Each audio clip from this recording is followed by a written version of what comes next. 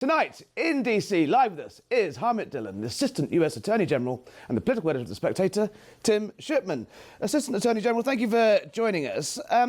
This isn't the first time this has happened in British and American relations, where a political party or a politician has intervened in a live election race. Can I get your response to that? You were tweeting about this last night, and it caused quite a storm back in Britain.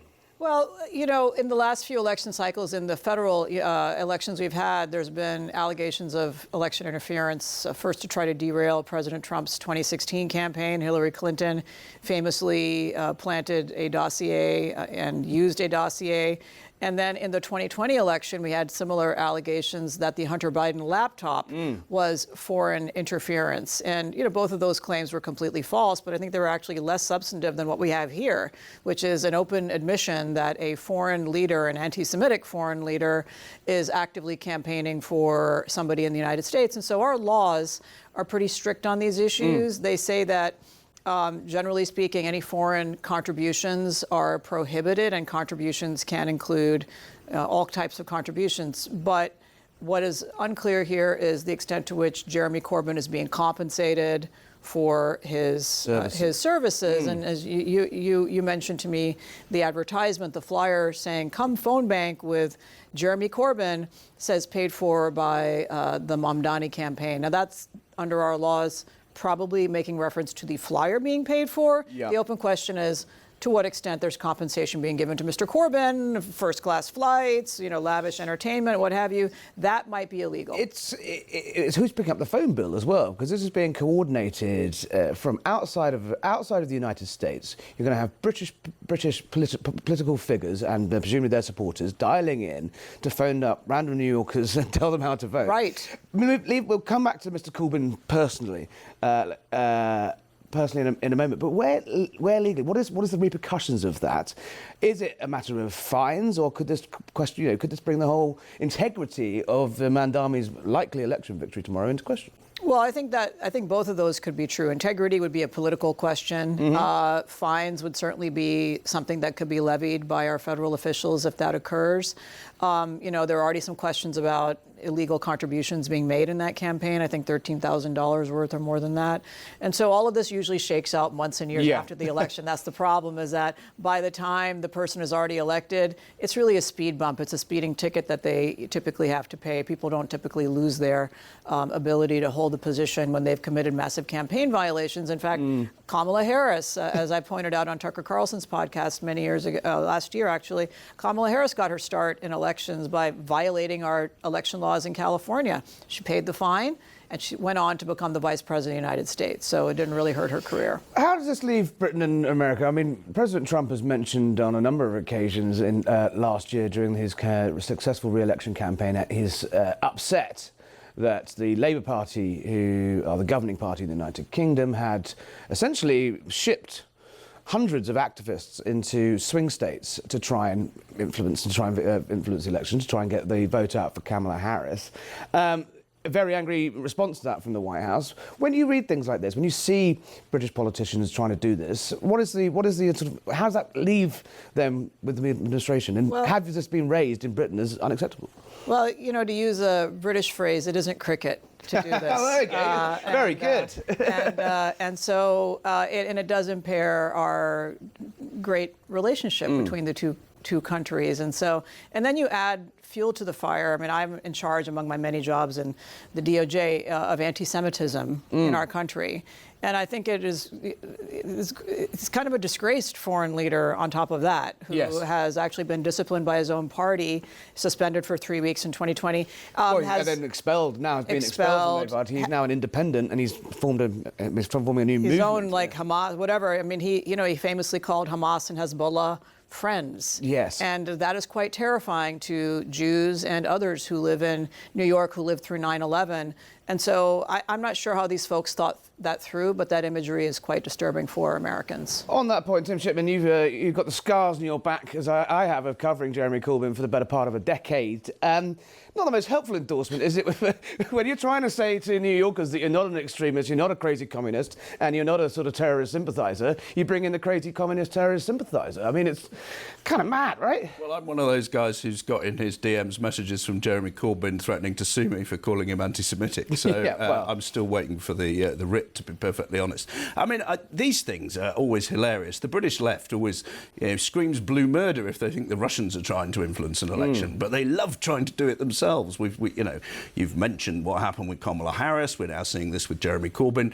I remember back when the Guardian newspaper was whipping up its readers to phone people in swing states to say, will you please elect Barack Obama? I mean, if I was... The letter-writing campaign in Ohio, I think that was against George Bush. I mean, that's going into the deep If I was a memories. New York voter and I got a call from Jeremy Corbyn, I think I would pretty much rush out and vote for Andrew Cuomo just as a statement of intent, to be honest. It doesn't bode well for New Yorkers and the Mamdani's sort of sense of judgment, Assistant Attorney General, does it? In the fact that this guy is, as you said, completely disgraced. Do you think, obviously, it's drawn a lot of attention overnight. You were quick to flag this as potential foreign interference. How do you think it's going to land with New Yorkers? Well, look, I think New Yorkers are really in a tough spot. It looks like there are enough dumb, young, poorly educated people who are willing to go for somebody with the inflammatory views, in question. And we try to stay away from partisan politics in the DOJ, but it does concern me as an American, a former New Yorker. I lived in New York for many years. I started my legal career there. And so I think New York is in for a world of hurt coming up.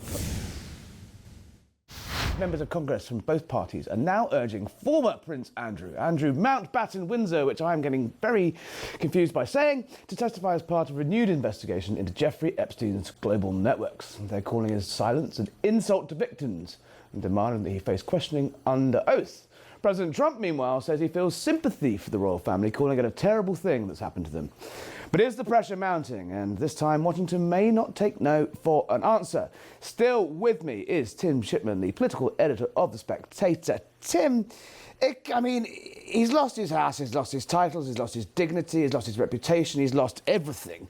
Andrew Mountbatten-Windsor, hauled before Congress, would be the ultimate humiliation, wouldn't it? Yeah, a lot of people would like to see him lose his freedom, frankly. I mean, what has emerged, the reason the king moved against him is not just because of some kind of medieval blood feud in the royal family. But, God, it feels like one, doesn't it? Yeah, I mean, brothers move against their brothers. Andrew was the late Queen's favourite child, and that prevented a lot of this stuff from happening. But now it's his brother and his nephew ruling the roost, then he's in trouble. And the reason he's been kicked out is because a lot of what he claimed in the big public interview he did a few years ago has been disproved. He said he'd cut off contact, and more has emerged showing that he didn't. And clearly the victims would like him to testify. There are a considerable number of MPs back in Parliament in London who would like him to do that. And, this is a guy who has basically ridden roughshod over every rule and every piece of propriety for years and years and years, and thinks that he's above the law. Well, now that he is no longer, the landed gentry, then he ought to be subjected to the same subpoenas and extradition rules as everybody else. So if he could sweat, he should be sweating by now. I think he definitely should be sweating. Let's talk to Vicky Ward. Someone who's covered every cough and spit of this Epstein web for many years. Investigative journalist Vicky Ward, well, good evening. What happens next for Prince Andrew? And as we were just discussing there, can you conceive a world in which he does get hauled into giving evidence either for the DOJ or for the congressional hearings? Well, if you were a lawyer advising Prince Andrew, I think, as you've just pointed out, Harry, at this point, he's so down and out, what would be the upside for him in that? That would be my question. I think what you said earlier to your previous guest was interesting, that the people who seem to have paid a price for the Epstein files so far all seemed to be English. But But I think you have to go back and remember the genesis of, Prince Andrew's fall here. And it was that BBC interview, because it was so tin-eared and because he didn't apologise to Virginia Giuffre. And I think, and then he totally, it emerges that he lied in it. And I think we were all appalled to read the private emails he was sending to Epstein after that, when he claimed that he'd broken off all contact, etc. And Sarah Ferguson's emails to Jeffrey Epstein saying, I didn't really mean when I said I was embarrassed, it was terrible to hang out with you. I didn't mean it. But I think, what I've always said about this case, it's a lot messier than people think it is. There are unquestionably other deals that have been done by American men behind the scenes, which has kept them conveniently out of court and out of the headlines. I don't think we've heard the end of this. Very interesting reporting coming out last week in both Bloomberg by Jason Leopold and in the New York Times by David Enrich, and it's all around the money trail. And what's so interesting about that is that the money at the end of the day is still the most overlooked part of this story. But without the money, Jeffrey Epstein could not have committed the sex crimes that he did.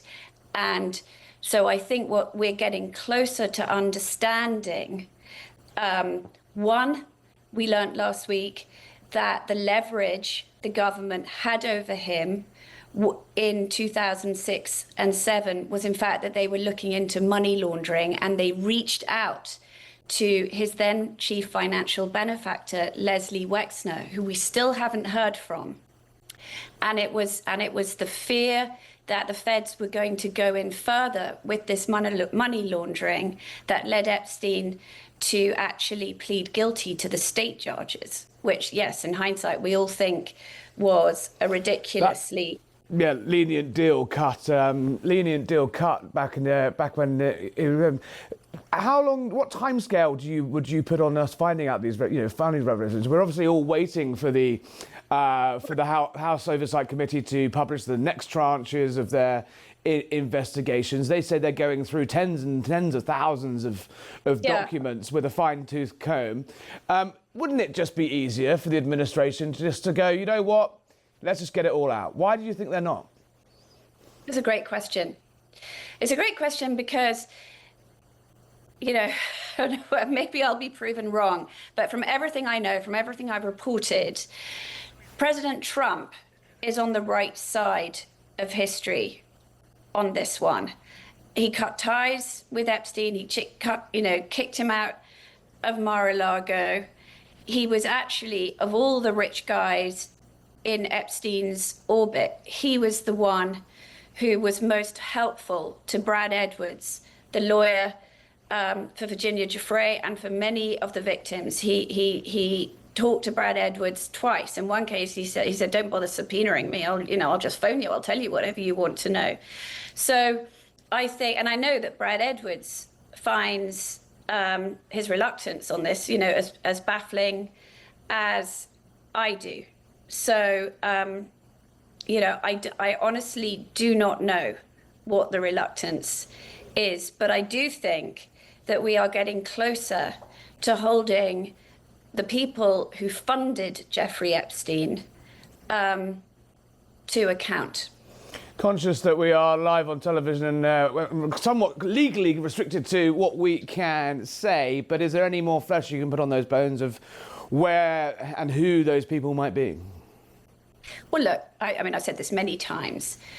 We still don't know why Leslie Wexner, one of the richest men in this country, gave Jeffrey Epstein, who didn't graduate college, power of attorney. Okay, that is an extraordinary thing to have done.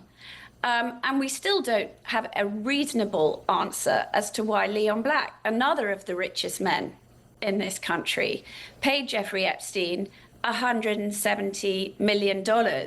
And the plot thickens, Harry, because we also learnt, again, with these documents that Congress is going through, that Jeffrey Epstein sent an email to Leon Black telling him that Leon Black needed to pay him $40 million and that his children were, quote unquote, retarded, and that Leon Black's financial advisors were idiots. And Leon Black's response to this was to pay him tens of millions of dollars. Well, that's baffling. Astonishing. Final question before you go, Vicky. It's one that I asked Peter Mandelson when he was on this show shortly before his defenestration from the British Embassy here in DC. He said to me he had no idea whether Epstein was actually killed himself or whether he was murdered. But someone so senior in the British establishment to open the door, frankly, to Epstein being murdered. Can I get your response to that? And what does your gut say? Well, I think it's probably a very honest response. Jeffrey Epstein's own defense counsel, Reed Weingarten, also has no idea what really happened. I mean, Reed Weingarten told me that he met with Jeffrey Epstein the day before he died. Reed Weingarten believed that the non-prosecution agreement would hold, that he could really get Epstein out of prison, that he wouldn't have to face a trial. He said Jeffrey Epstein was smiling and seemed happy. And for a long time, you know, Reed Weingarten has questioned what really happened. So it doesn't surprise me in the least that Peter Mandelson has questions. I think everybody does. Vicky Ward, thank you for joining us tonight. Thank you very much. Still in the studio with me is Tim Shipman from The Spectator. We'll do Epstein murder in a moment, but let's get back to the politics of this. Not even in Britain, where the royal politics have been an extraordinary, saga. For Donald Trump, this is a guy, he put the Epstein files centre of his campaign. Pam Bondi, the Attorney General, said they're sitting on my desk. There's the list is on my desk, and then lo and behold, actually no, it wasn't. Then it is, and then it wasn't. No list at all.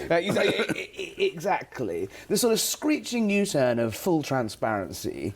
What do you think's going on? You're a man plugged into this town. Why have they done this U-turn? Well, look, I think listening to Vicky, it sounds like Trump could make a perfectly plausible case that he had behaved appropriately here. But, go back to what we were talking about in the first segment. Politics is so polarised, the two sides hate each other so much that literally anything linking Donald Trump to this case, any amount of new detail, regardless which would have been of how much it exonerates him, is going to be absolute sort of, it's political nuclear weapons, isn't it? It's going to explode. And I can understand why, actually almost ironically, if he's sort of in the clear on it, that why would he sort of blow it all up again if he doesn't have to? Now, he may be forced to, I guess. This information may come out. But you can understand why they don't want to go and touch, the story that has become absolutely toxic. And it's just, but anybody, we're not going to get to the bottom of it unless we get these documents. Well, tens of thousands of them have been turned over to Congress. They are making a very valid case that they do have to go through every single one of these for privacy reasons. Yeah. There's conflicting reports kicking around. That is there going to be more on Andrew? There is said to be more emails. Obviously, some of those emails have been published due to the mysterious availability of Jeffrey Epstein's private email account in whole, published on the dark web, which is where all this stuff is coming from. No prizes for guessing who put that there. But it's this drip is happening. Yet the palace are kind of steering to say actually it's not an expectation of anything more. To come. The line has already been crossed. I mean, he's already been proven to be a liar categorically in public, and that was enough. And when the king was already of the view that this was embarrassing to the royal family long before he became the king, and then since he became the king, we got all this new evidence that Andrew, is not only dumb as a brick, but has also lied publicly about his situation. And a dumb and a nasty piece of work by all accounts as well. How much damage do you think this has done to the monarchy, to the house, actually to the monarchy itself, and to the House of Windsor as part of that monarchy. Your rival magazine back in Britain, The New Statesman, wrote a very fiery piece about this. This is justification for, sort of bringing down the monarchy. Obviously, they will use any excuse to, Republicans will use any excuse to do that. But how much damage has been done to the brand Windsor and to the actual concept of the monarchy? Well, look, I think the monarchy is fairly enduring. The reason the King and the Prince of Wales acted in this way is precisely because they want to preserve the monarchy and they want to preserve the reputation of the House of Windsor and show that they're doing the right things. Our monarchy has been through many worse scandals and occasions than this. I'm not sure. Modern times. If you go back centuries, Harry, I mean, they were all killing each other and usurping each other, and we had an abdication, within our sort of recent lifetime. But with that one, he was still entitled to keep the title of the Duke of Windsor.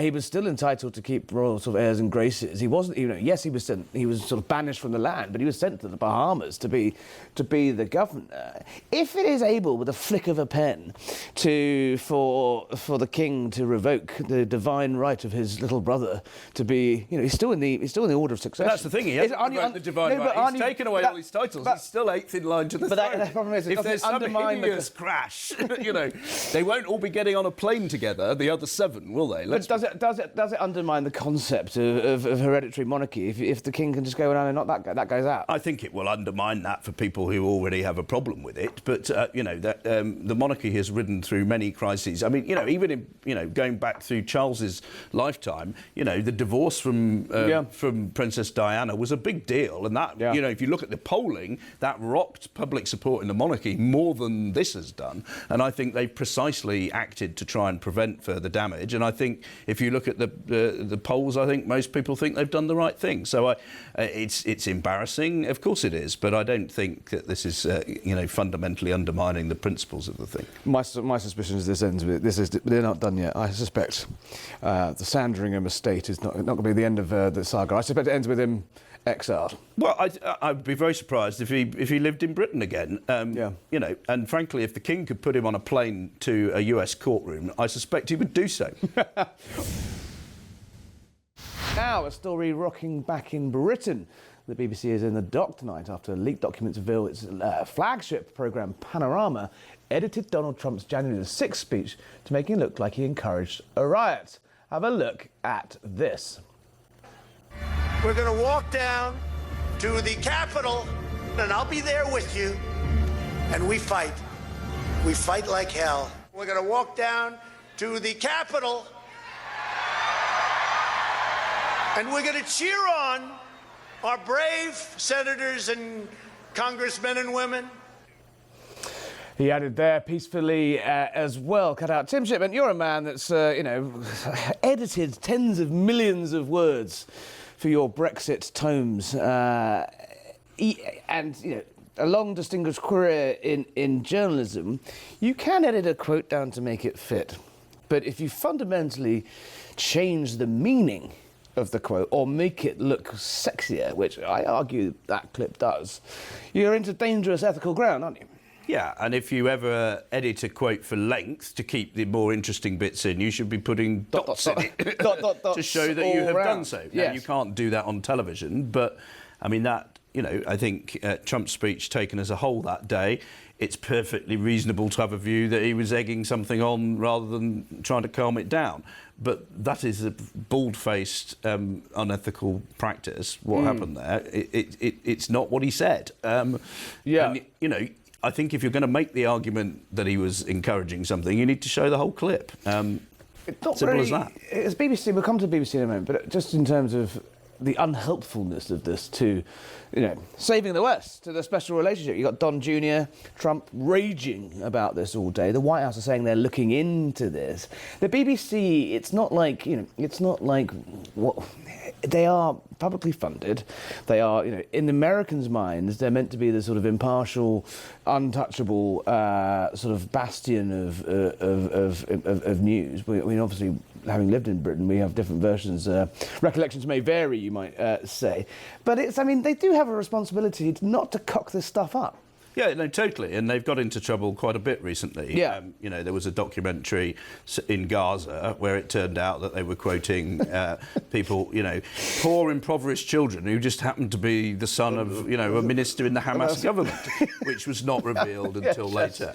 Just mind-blowing. Look, you know, at some level, the Beeb can be undone by unethical practice from, you know, one or two people in its ranks or in the production company that's producing the thing that they've hired. Yeah. But at the same time, because of their international reputation, you know, and let's go back to, you know, the days of sort of tyranny in Eastern Europe and those kind of places, the BBC was supposed to be the sort of impartial clarion call. You know, if you were listening to the BBC in a country that was living under a dictatorship, you were getting the unvarnished view rather than the propaganda that was being pumped out by your own state broadcasters. And the problem here is that, you know, the Beeb is, you know, much beloved in Britain, but at the same time, it does have a kind of culture of sort of middle-of-the-roadism that leads a lot of the people who work for it to think that they're doing the Lord's work by exposing what they think of as nasty people. This isn't journalism, this is activism, isn't it? Yeah, totally. Even the fact that the airing of that Panorama documentary that has now been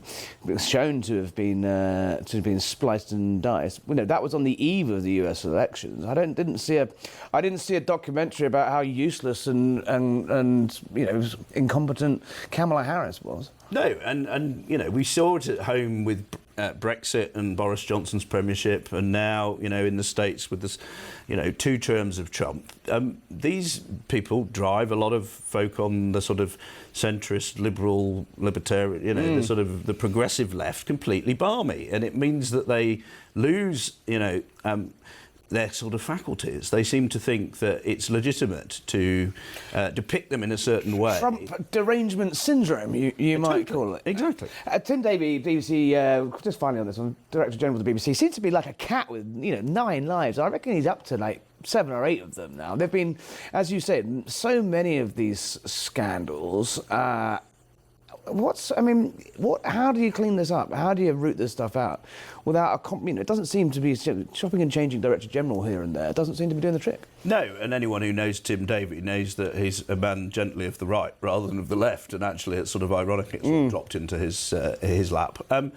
But lots of people who've worked there will say that there's not a sort of overt politicisation at the BBC, but there's a sort of casual, unthinking, young, lefty kind of progressivism that doesn't really wear political colours, but is just sort of it's a sort of soppy, you know, establishment view of people who've come to challenge. And in this day and age, populist leaders are doing very well by talking about what they think the public really wants to talk about. And if Mamdani does win in New York, it's actually because he talked about rent and about the cost of living and buses and stuff that people care about. Nationalising most of those people who are voting for him are probably not, you know, communists or Marxist-inspired theoreticians. They're people who want things to be a bit cheaper and to get more buses. But this is what Donald Trump did very well here. It's what the Brexit campaign did very well in Britain, is to actually energise people around what they want. And a lot of the people who've done very well out of globalisation and out of mass migration and all of that, they just instinctively don't like it. They think it's, you know, they think it's wicked. And as a result, they put aside, you know, a bunch of professional kind of pledges that they've made about how they should behave because they think it's justified to try and tell a particular story about some of these people. And, you know, President Trump sometimes makes that too easy for them, as I think he probably did in that speech on that day. But to edit it in that way is entirely unethical. It's Congressman Brian Babin. Congressman, are you there?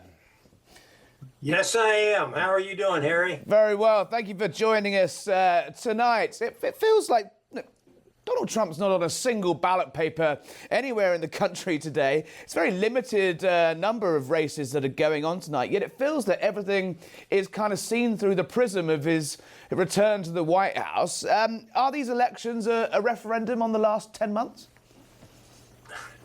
Well, you know what? As you just said, Harry, they're probably going to win in Virginia, probably going to win the New York mayor's race, or New Jersey as well, but they're all in play. Let's put it like that. And I'm praying and hoping that we will pull these out. But there again, the Democrats ought to be celebrating the possibility of maybe sweeping these three states, California as well, on their redistricting issue. But you know what? They've closed our government down for the last 34 days, 35 days. They got walloped at the polls in a electoral college landslide when Trump came in, and they just can't get over it, Harry. They absolutely cannot stand the fact that this so-called, as Pelosi said, vile creature is the worst on the face of the planet. It stuns me, the hatred and the Trump derangement syndrome that they have. Being a healthcare practitioner myself, they need to go see a doctor. They really do. Does it help or hinder you? Does it help you when they sort of go this much off the reservation? And we've seen those clips of Pelosi, as you just said. It does seem to me that the Democrats don't seem to be getting their ducks in a row. Essentially, they're still reeling, as you said, from last year. But at the same time, Donald Trump is. His CNN poll out this week had 69% of a disapproval rating. There is room for them to go on the attack. Are you worried about what tonight's elections could show about the direction of travel for the midterms? I trust the American people as long as we have fair and transparent elections. I think the American people, we're a center-right government and a populist, and I feel like that Trump is doing a fantastic job. I've never seen anybody work so fast in my entire life. We passed a one big beautiful bill, and since that time, he has done some amazing things. He's really flown all over the globe, making deals with friends and foes alike.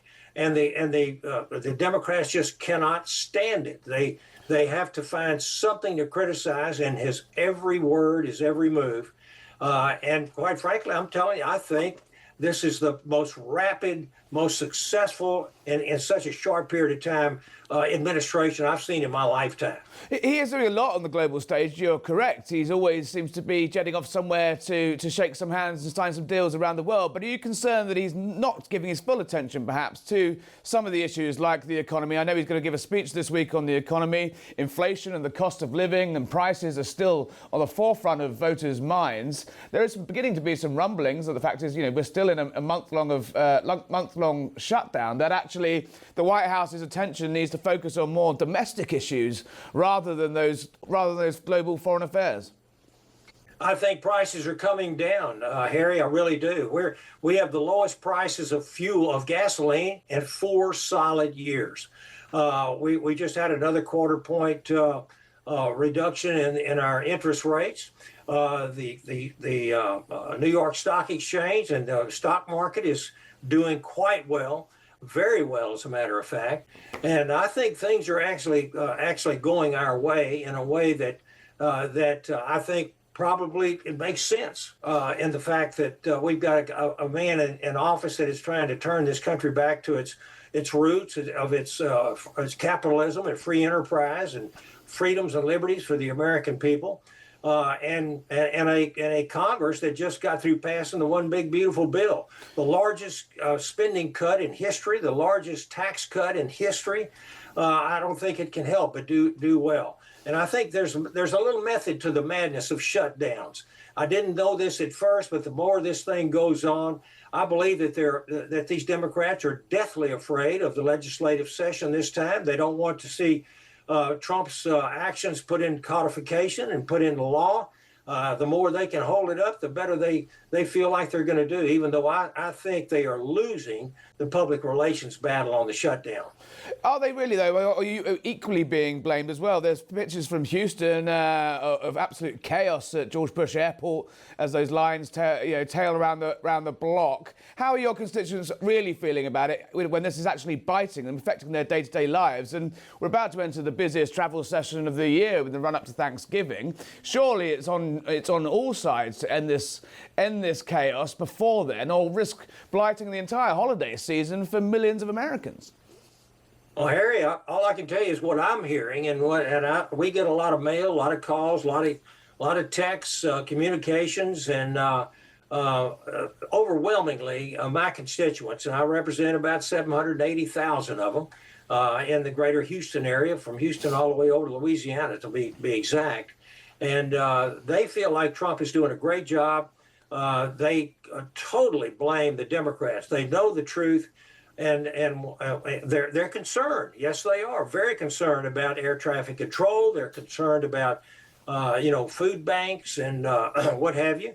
But we are not going to turn the clock back. And when we explain to these people, if they do ask questions, that this government could be reopened with Chuck Schumer and 4 of his Democrat senators right now, within the next 5 minutes, if they wanted to.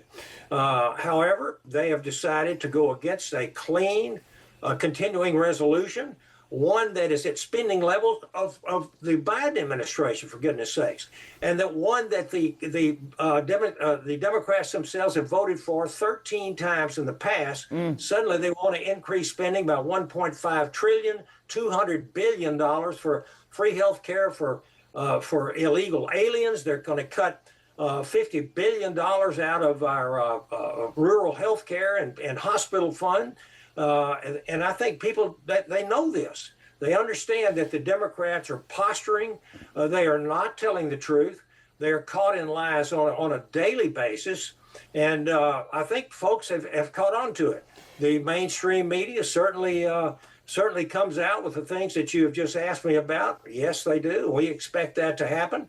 But I think the truth of the matter is this government is doing, under President Trump, is doing much better than we had anticipated until this shutdown.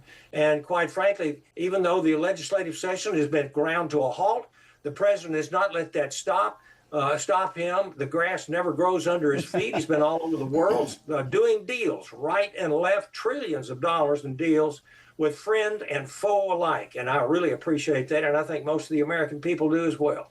Do you think, though, that the Democrats will and the Republicans will find a solution before Thanksgiving?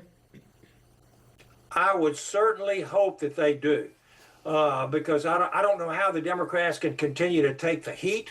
As I said, most of our people understand whose fault this is. We did our work in the House of Representatives, and in the Senate, they did their job as well. On the Republican side, it's Chuck Schumer and 5 Democrat senators, and I think we're going to probably get to a point where we're going to work a deal. And I think the only question now is, how long is it going to be a continuing resolution for? Do we get? I don't want to do one in December. We'll do the same old deal that we normally do with a big omnibus and crammed down our throats. I don't want to see that happen. We need to get it out to a reasonable time, like to January, and give us some time to work, because the Democrats have eaten up all these past 4 or 5 weeks. But on the 21st of this month, we got to fish or cut bait, and that's what we're planning on doing. He's mentioned Chuck Schumer there. I'll just broaden it out slightly to the events of today. Chuck Schumer, AOC, as well as Mamdani in New York. It feels like the Democrats are basically being run out of New York at the moment. How does that, as a man of Texas, how does that land with your constituents? It does feel to me that this sort of hard left shift is coming out of one city and setting the agenda on the left for the entire country. Do Democrats down your way appreciate that? I think the Democrats are scared to death of what's happening in New York City. We've got an extremist, a guy that is absolutely a communist, who, look what he's done. Look what's happened in New York City since Giuliani was in office. What's a shining example of American exceptionalism, free enterprise. Where New York led, America followed. No more, folks, no more. But if you want a preview of what this Zohran Mamdani wants to do to that city, you can just look at the places where all these types of radical socialist policies have been in play. They've chased away jobs. They've chased away safety and security, like Dearborn, Michigan. And I think this man, Mamdani, is absolutely dangerously soft on crime. What's his plan? Defund the New York Police Department, lay off 1,300 officers, empty Rikers Island prisons, flood the streets with violent criminals, and then at this all at the same time not cooperating with ICE, putting law-abiding families and citizens and officers at risk. I think the people catch on to this. Now, maybe not the folks in New York City, because a lot of people have fled that city because of all the above reasons that I just mentioned. The guy wants to raise the minimum wage to $30 an hour, jack up taxes. He's going to run more people off. This isn't compassion. It's economic suicide. Will the city of Houston, the state of Texas, your patch, will you be welcoming fleeing New Yorkers with open arms and their tax and their spending money to come and live in Texas instead? We welcome anybody that wants to come down here, work, make a living, and believe in the Constitution of our country, and make Texas just continue making Texas where it's really happening. Free enterprise, freedoms, liberties. This is the place, and that's why we're projected to grow about 25% over the next 15, 20 years. So I can only speculate, but when you have radical politicians like Mamdani, when they gain power, you see bad things happen. Streets less safe, economy much weaker, communities more divided, a lowering of our world status on the global stage. I can tell you we don't want to see that happen again, and I think I'm speaking for the majority of Americans. Congressman Brian Babin from the great state of Texas, possibly seeing a lot more new constituents arriving in the coming months to flee New York. Thank you for joining us tonight, and see you again soon. You and whose army? President Trump has hinted the US military could carry out mass deportations of illegal migrants. That would defy both the Democrats, certainly, and possibly the courts. But could Trump really pull it off? And would Americans even want him to? Joining me to discuss all of that and more is military policy expert Christopher Neeham in the studio with me, and from North Carolina, Congressman Pat Harrigan. Congressman, good evening. President Trump's deployed the National Guard to Los Angeles, to D.C., to Oregon, to Illinois, to Tennessee. Critics say that's could it be a prelude to something a little more serious than patrolling over crime? Could we be seeing the sort of beginnings of a plan to boost ICE with military support? Well, I think there's no question that the military has been sent into various cities across the country to actually make sure that federal law can be enforced and that federal operations with ICE and the Border Patrol are not being impeded, let alone having those entities get attacked, which is a problem that we have had. I think that there becomes a different little bit of a line when you're actually having military folks operate inside of American cities without the cooperation of that state's governor. That's something that we've actually been working through here in North Carolina. Obviously, everybody wants crime to go down. We want federal operations to resume unimpeded with our officers not getting attacked. If we can get everybody on the same page, I think President Trump is on the right path here to help our country restore law and order. You can say get everyone on the same page. That sort of glosses over quite the level of backlash there would be to this, not least from the Democrats, but from the media, from every television pundit you can think of. The howling would be off the scale. Is it feasible, do you think, that there could be a consensus over the use of the military, which is a debate being had in not just in America, I'll give you, a debate being had in other countries across the West, that actually the scale of mass migration requires a dramatic intervention? Harry, I think that consensus is absolutely a possibility. I mean, look at what happened in Washington, D.C. The murder rate is down over 60%. Just colloquially, my staff actually feels safe to go outside past 8 o'clock at night in Washington now. That's really hard to argue with from an outcome perspective. And so when you look at these, the 20 worst cities that we have across America, 19 out of the 20 are Democratic run. And so it becomes a bit of a challenge to gain that consensus. But I just think Americans are looking at outcomes and they're saying, well, what's it take to get those outcomes? And if we can all be on the same page and we don't have a constitutional crisis, let's give it a shot. The leaders of those cities like Chicago, New York, LA, though, they point out that their murder rates are down dramatically historically. They say they don't need this help, and this is all political showboating. Oh, we've lost. Chris, we've lost the congressman temporarily, but from our streets. He's back. Hold on, are you there?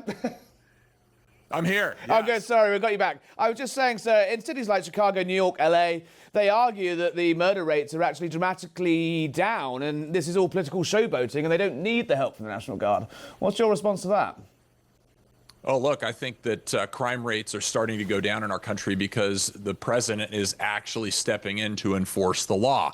We've got to understand that when we do not enforce the law, when we allow criminals, repeat criminal offenders, to just willy-nilly waltz back onto our streets with absolutely no consequences whatsoever from our prosecutors or our judicial system, that we're going to have problems. I think that that has stopped with President Trump. He's shown a spotlight on the major cities that we have in this country that have been doing that have been pursuing policies that have really led us down the road to failed outcomes like cashless bail. And we're fixing that in real time. And whether they want to or not, these Democratic-run cities are being forced to adopt the conservative line on law and order here because the outcomes actually do matter to the American people, and they're starting to get held accountable for it. And what's the appetite with it like within the Pentagon, within the military establishment? The fact that would they want to be deployed? They've pushed back on these sort of measures before.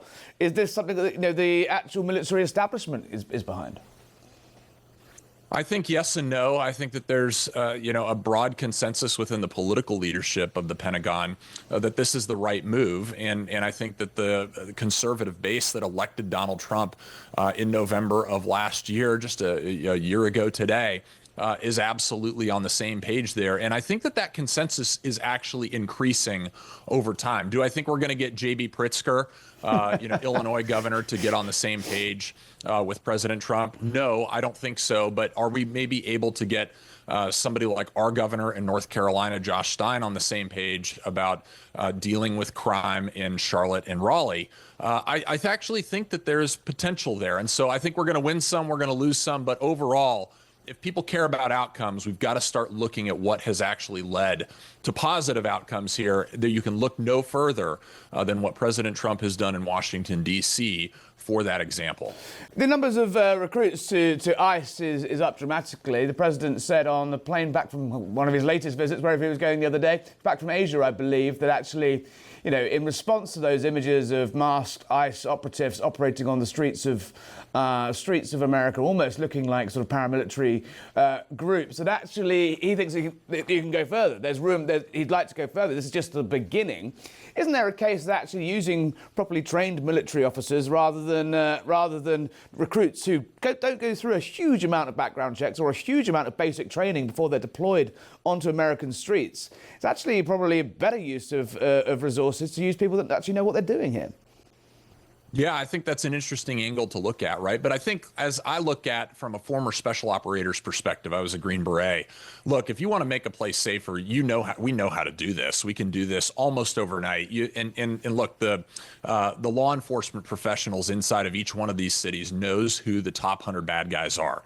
Those top 100 bad guys in that city are constantly committing crimes. They are lackadaisical about putting them in jail and keeping them in jail. The police are actually doing their jobs. It's the judges and the magistrates and the various prosecutors and district's attorney that are choosing to not enforce the law and not be allowing consequences to have happen with criminals. You've got to show criminals consequences. And if you do that, which the National Guard has the ability to do simply because they take up space and they allow local law enforcement to go do what they do best, which is put people in jail. If you can synergize all of that together, you can make our cities much, much safer in a very short period of time. No, I tend to agree. When you're walking around in the streets of DC late at night or even going through Union Station, it is a very dramatically different place. So when the Democrats and their friends in the media howl about Trump's militarizing America, do you think that puts them out of touch with voters, or are they onto something here? I think the Democrats in that instance are just doubling down on failed policies that have led us down to the road to failed outcomes, which is exactly why President Trump got elected back in November. I don't think there's any more to it than that. You talked earlier in your segment about the Democrats being rudderless and afloat, kind of without a sail, without a motor, on open water. And the reality is that unfortunately they have not learned their lesson from last November. They're doubling down. I mean, look at what we're looking at tonight. We're looking at a socialistic, communistic potentiality of a mayor in America's largest city. They are doubling down. They are not learning their lesson, and that is going to hurt them in 2026 and 2028 if they continue down this road. It's the highest turnout in New York, I'm hearing, since 9/11. It's dramatic numbers of people surging to the polling stations. There is something happening, though, isn't there? I mean, there was a poll this week that had, I think, President Trump on 63% unpopularity, disapproval rating, sorry. There is a sort of feeling that perhaps, yes, he's had some successes on the world stage, but domestically, perhaps his eye has been slightly off the ball. Prices are still high. The economy is starting to show some signs of wheezing. Are you confident that the president's got his priorities right?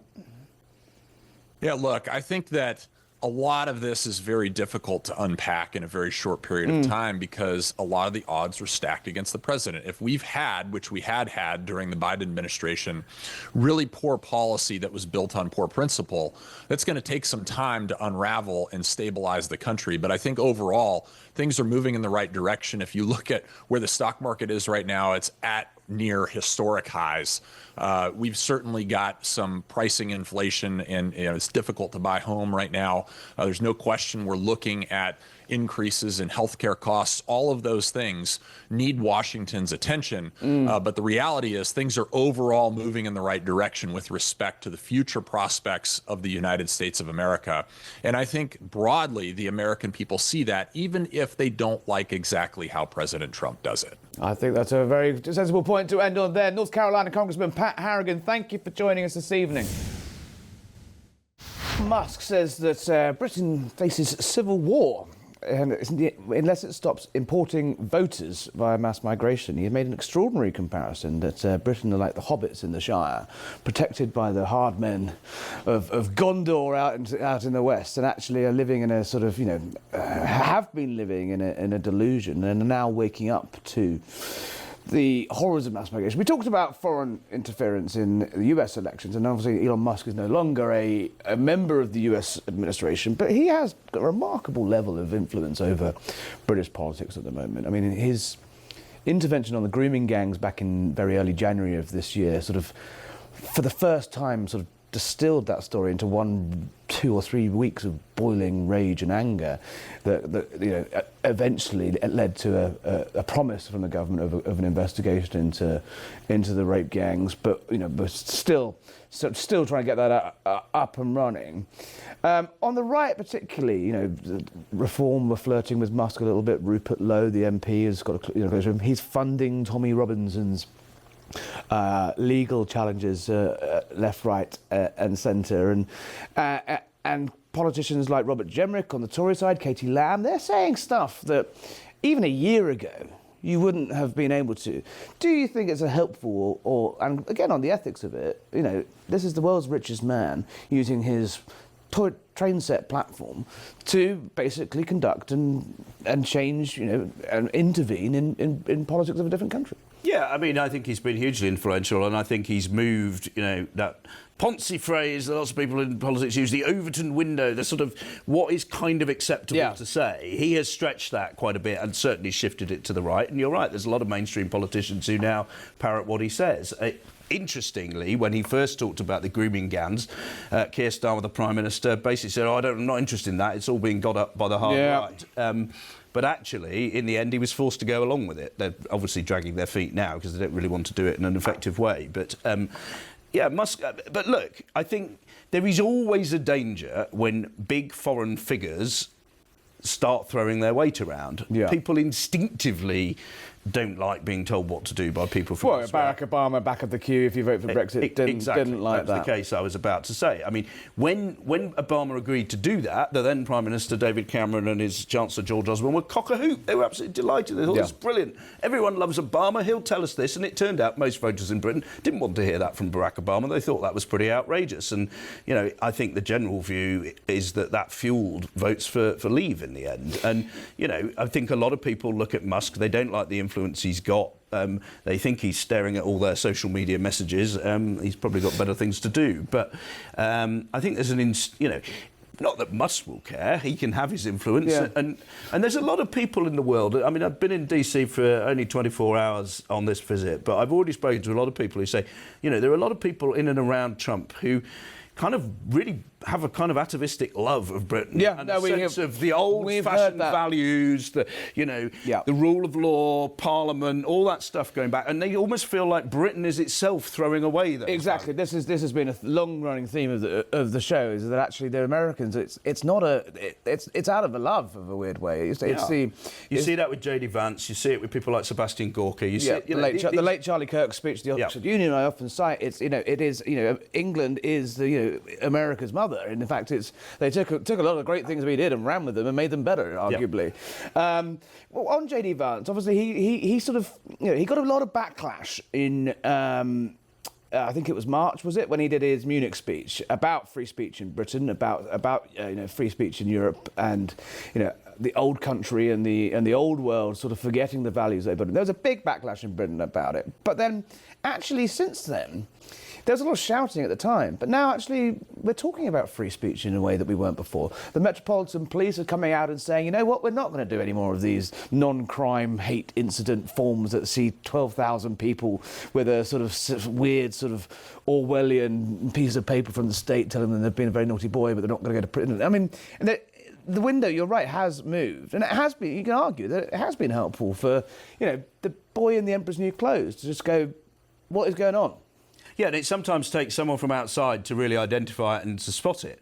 Because whenever there's creeping change in a country, it's a bit, it's the old boiling a frog analogy. You maybe don't necessarily notice these things evolving. It puts a lot of people's noses out of joint, but sometimes they feel that they can't say it, and collectively people sometimes, it feels like the people complaining are a bit cranky. But when someone from outside comes in who's got a proper platform and a bit of clout and says, hang on a minute, this is completely nonsensical, I think it does allow people to step back and say, should we really be doing this? And actually, but I think the benefit then is in, the politicians of that country then getting to grips with it as to a degree they have at home, and rather than sort of Musk continuing to bang the drum and interfere all the time. On the final point on that, I mean, obviously, I think Donald Trump has publicly said he gave Keir Starmer a massive kicking all the way around of Scotland and Windsor over our suicidal economic policy. Very quickly, in 20 seconds, Tim, do you think the British government are going to move on any of that? There seems to be a slight softening on net zero. Yeah, I mean, I think that they understand that that is a policy that is dragging them to penury, but they're in a very difficult position, and the left of their party is asserting itself in a quite...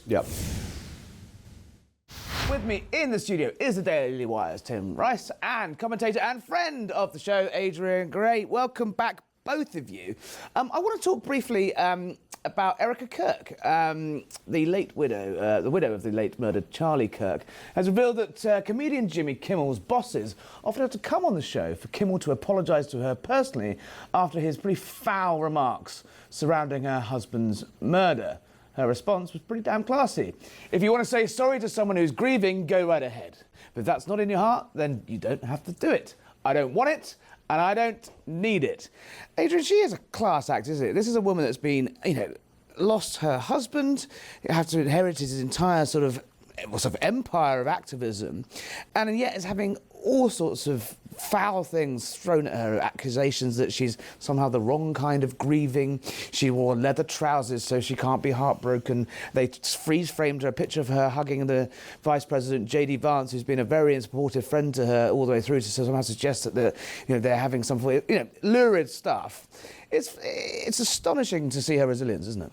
It's crazy. The vitriol that she goes up against all day, every day is something I've never seen before. I think it's really showing a deterioration of the moral compass on a widespread scale that we've actually never seen before. And I think and we've seen AI videos of her, and for her to continue to show grace and strength and do these interviews and say these things with such grace, it's honestly, whether she wants it to be empowering for others, it is. And I can't understand why it doesn't matter what she does. at this point. It doesn't matter what she does, she's doing it wrong.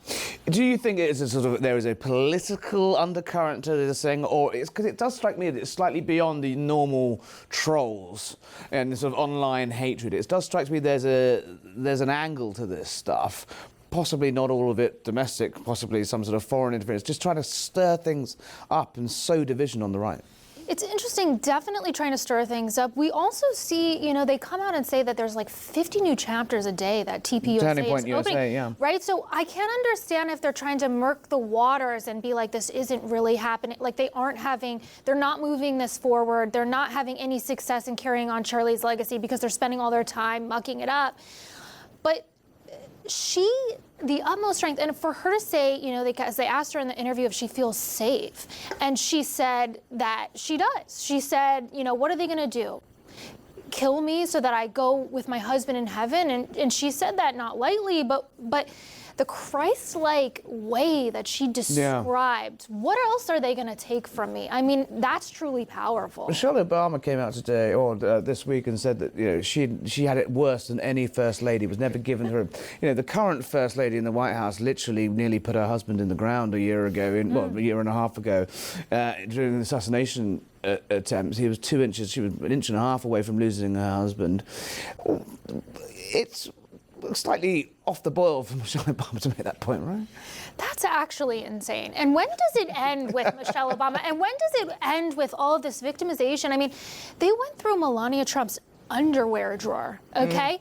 She had major fashion designers canceling her as somebody who had in the industry was a model, an international model, okay? The disrespect that she went up against has nothing to do with this fabricated narrative of victimization that Michelle Obama continues to spew. Tim Rice, it strikes me that this is all being caught up in a slightly wider war amongst the right. I was writing at the weekend that just as the US right have control of the House, Congress, the Senate, the court, the vibes, they decide to go to civil war with each other. We discussed at some length the Nicke Fuentes, Tucker Carlson row. It does feel to me that like the sort of future direction of Turning Point, which is obviously a massively powerful organisation for whoever's going to succeed Donald Trump, and right now it looks like it's going to be J.D. Vance who will have their backing, as he was on stage with Erika Kirk last week in Mississippi.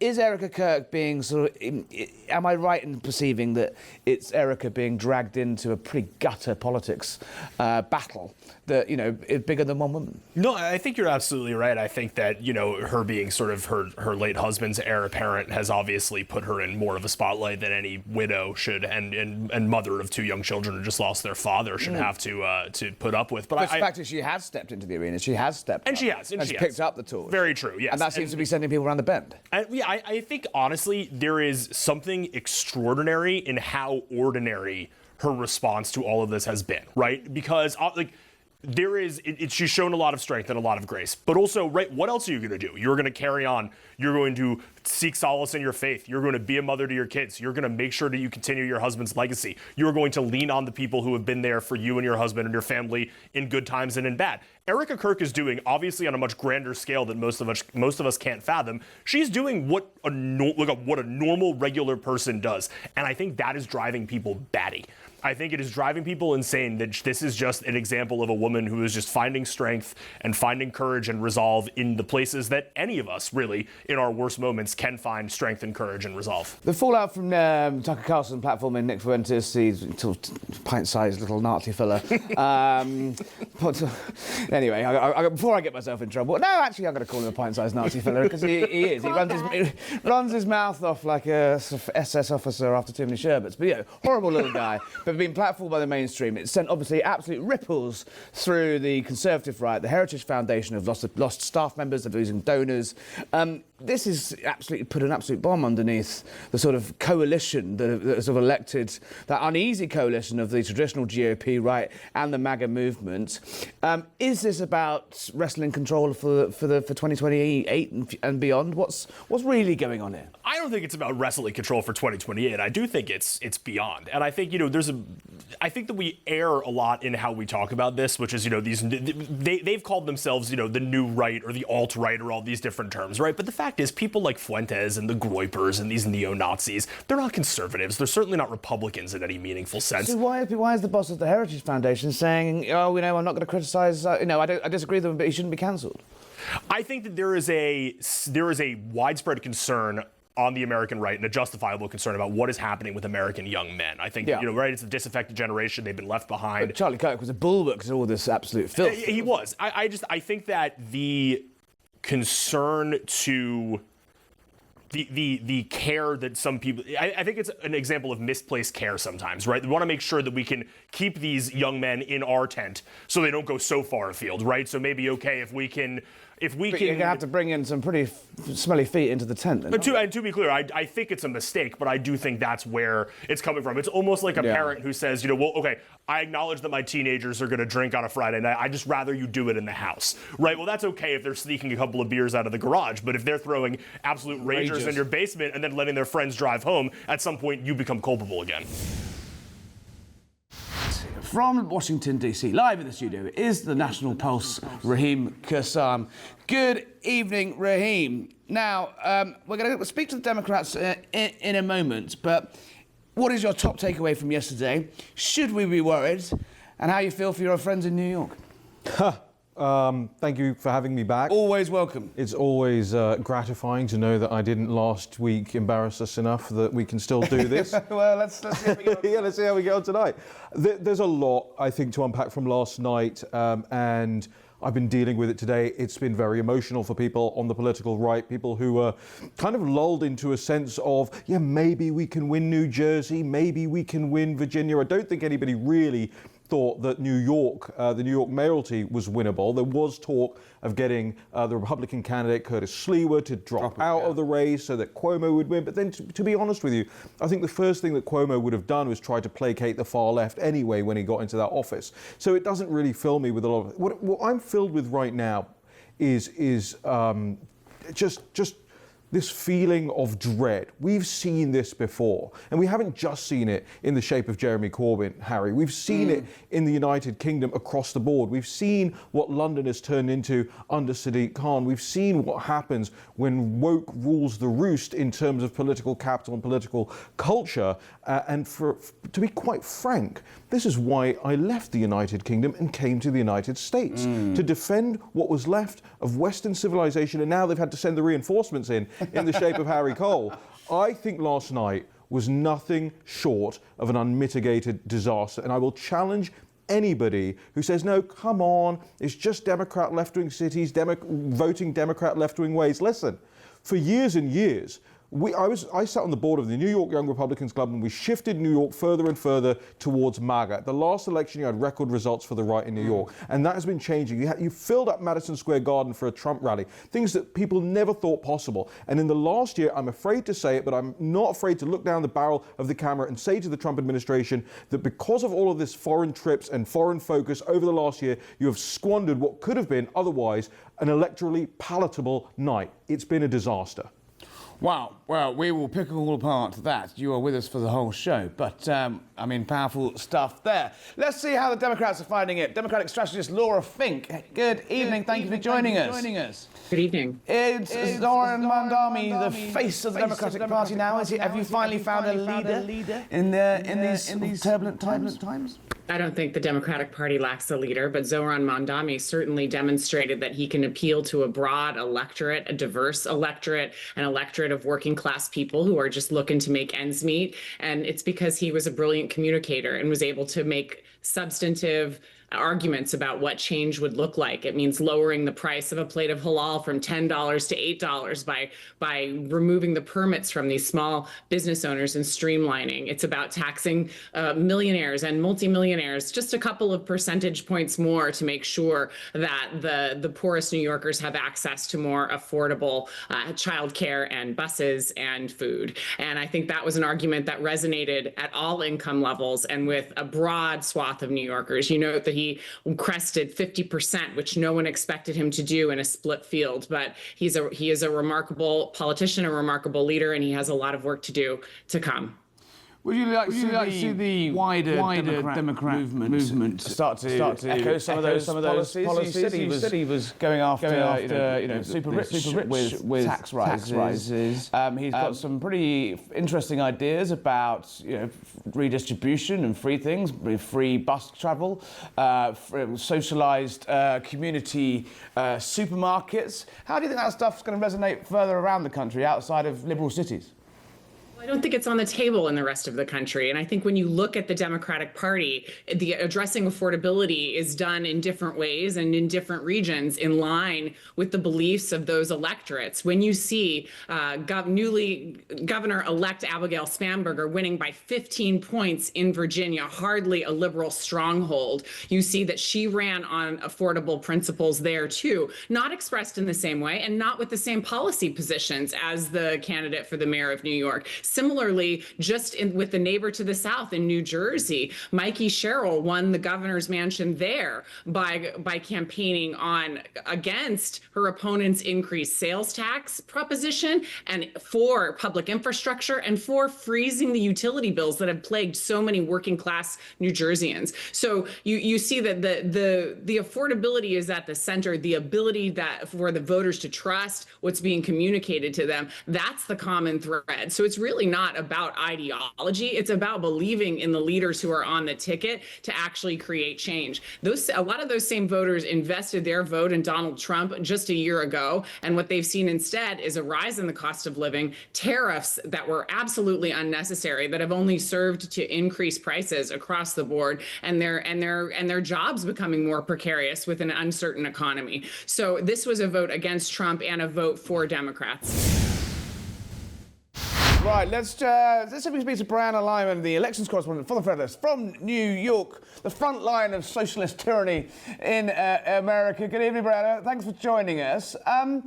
We're just discussing here whether, right at a time when the Republicans should have everything going for them, they control the White House, they control the Senate, they control the House of Representatives, they've got a packed court, they're controlling the vibes.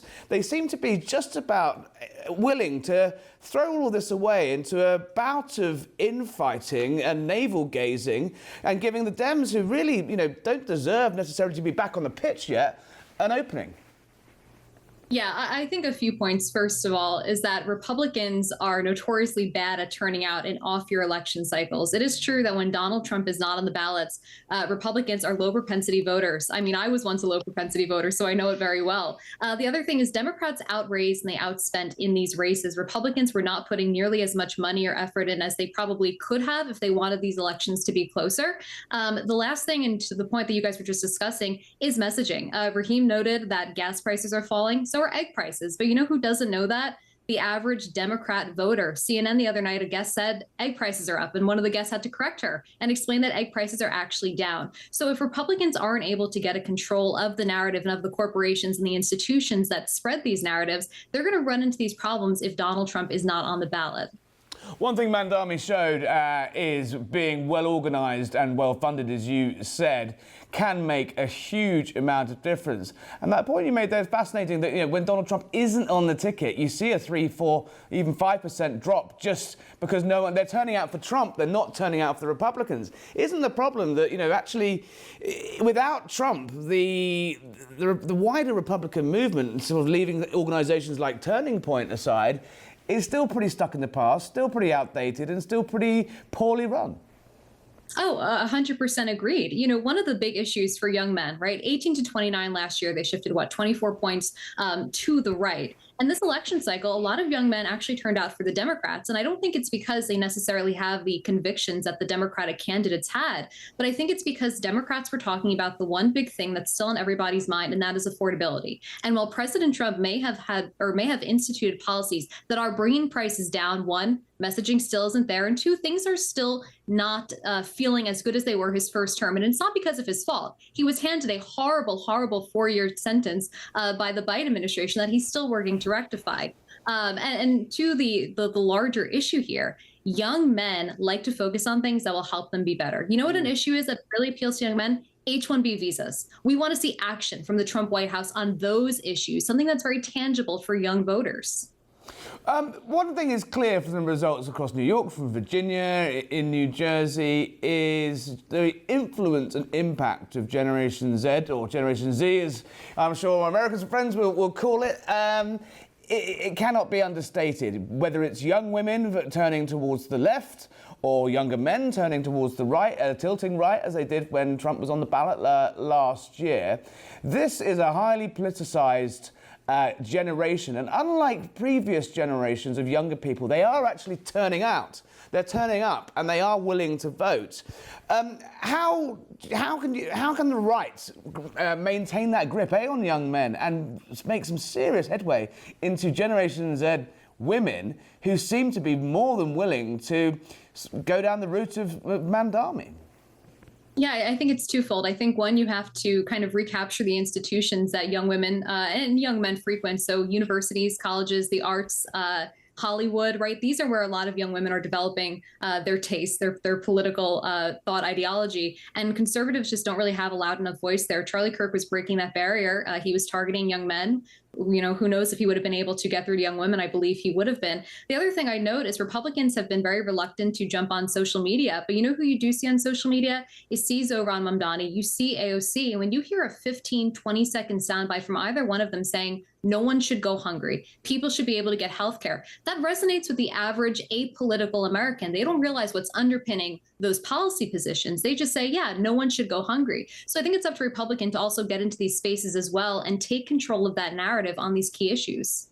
How big an impact do you believe these sort of rows over on the right have had in the last few weeks had on these elections, or is it still pretty contained to the heads and the people, you know, hyper online and hyper engaged in this? Obviously, the right-wing think tank world has had a bit of an explosion post Tucker Carlson's interview with Nicke Fuentes and the sort of various sort of tap dancing around that. Did it have any impact at all, or is it actually one, really for the partisans?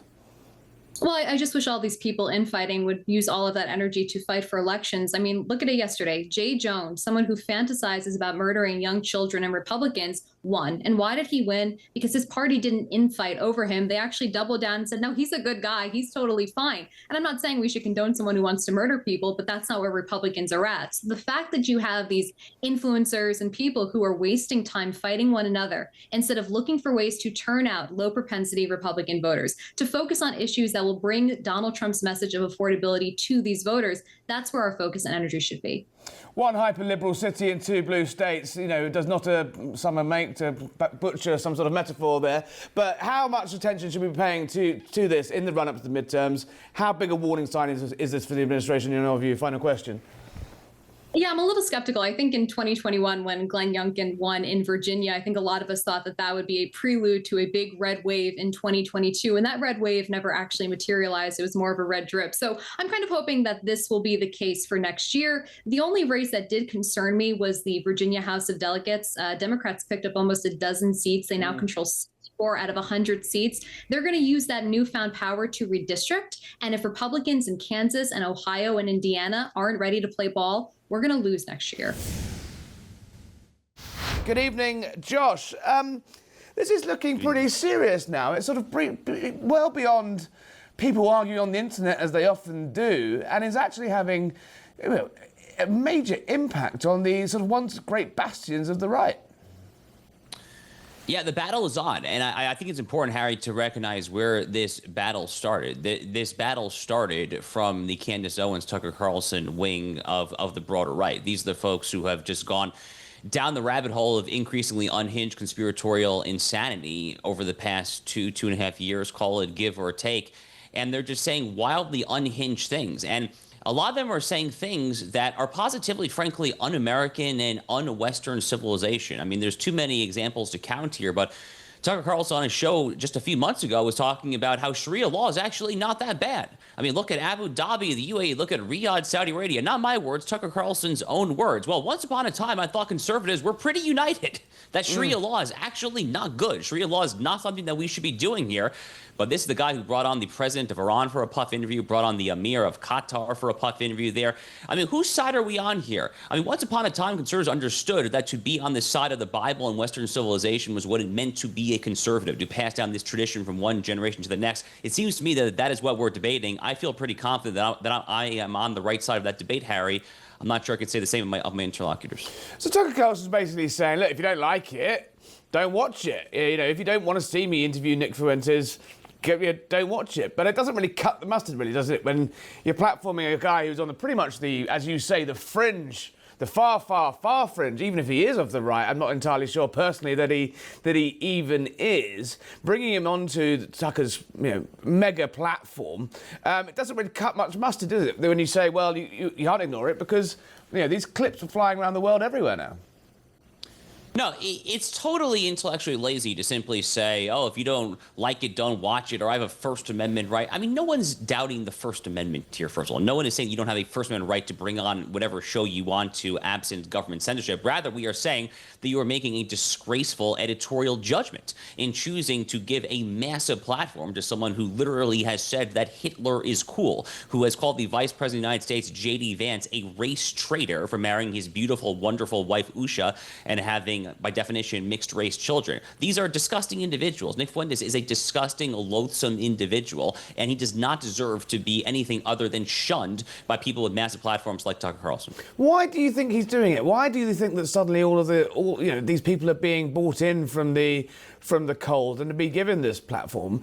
Tucker, as I said, Tucker said he's just interested in what this guy has to say and he's asking questions. You say that doesn't hold intellectual water. In that case, then why are they doing this?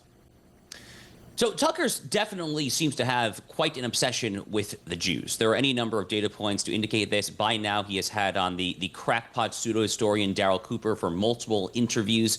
This is the guy who says that Winston Churchill was actually the lead villain in World War II, and then actually the United States perhaps, maybe, just maybe, should have sided with Hitler over Stalin and given the Nazis a victory in World War II. He actually had on a second guest to present that exact same line of argumentation there. So he has a deep, deep obsession with the Jews, which is positively unhealthy. But it's ultimately not really about the Jews, Harry. What I see happening here is I see someone who ultimately is interested in trying to disintegrate the MAGA coalition. If you look at his Fuentes interview, he says that he hates no one more than Christian Zionists. Well, Christian Zionists, defined broadly as people who are, one, Christian, and two, generally supportive of U.S.'s relations, that's a very high percentage of the Republican voting base. That is probably a plurality of the voting base. If you detest them more than anyone else, which is what Tucker said, apparently more than Hamas, Al-Qaeda, Islamists of any stripe, transgender activists, Antifa, whatever, he hates Christian Zionists the most. If that's your goal, then I think it's fair for us to conclude that what you're actually trying to do is to disintegrate MAGA and to try to build some sort of neo-pagan, anti-Western edifice in its place. At the same time, Tucker Carlson, when we interviewed him about 10 days ago, he was, very keen to sort of keep his powder dry when his support for J.D. Vance, suggesting that he perhaps could be the future of the future candidate to replace Trump. If you want to have the Republicans controlling the White House for 4 more years after 2028, why would you be blowing up the successful movement that put Trump in the White House? Well, I mean, some friend Tucker Carlson is to J.D. Vance. I mean, he literally had on his show for a puffball 2-hour-plus interview the guy who called J.D. Vance a fat race traitor, who's married to a word that I won't even say because it's a slur for Indian people. I mean, how about what kind of a friend was Tucker Carlson to Charlie Kirk, who was assassinated 2 months ago, just under that? No one caused Charlie Kirk more personal hell over the years than Nick Fuentes. There's literally not a single individual who tormented Charlie Kirk and his grieving widow, Erika, more over the years than Nick Fuentes. So what kind of a personal friend, if nothing else, is Tucker Carlson? Look, I think he maybe thinks that he has someone in J.D. Vance who might be able to implement his dystopian agenda. The difference is that J.D. Vance is an adult in the room, and he has, again, I mean, if nothing else, he literally has an Indian wife there. The Nick Fuentes Groyper wing of the movement, I would say they're not even part of the movement, but those folks are not going to ultimately support someone like a J.D. Vance on those grounds alone, and Tucker Carlson probably should understand that, I would think. Yeah, J.D. Vance coming out this week to urge, an end to the infighting amongst other things, but he's stopped short of criticising Tucker. He stopped short of saying, you know, we shouldn't be platforming this hate. When he was confronted with the groypers, these online sort of armies of, and there are a lot of them, Nick Fuentes supporters at a Turning Point rally the other week,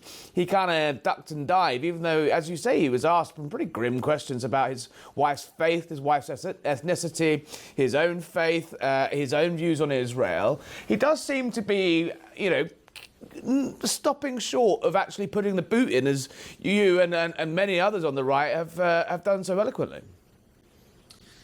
Look, Tucker, it's hard to say exactly what his motive is at this time there, but again, I'm kind of speculating here. It does seem to me like he's out for something of a cynical power grab. This is someone who feels editorially unrestrained following his ouster from Fox News 2.5 years ago.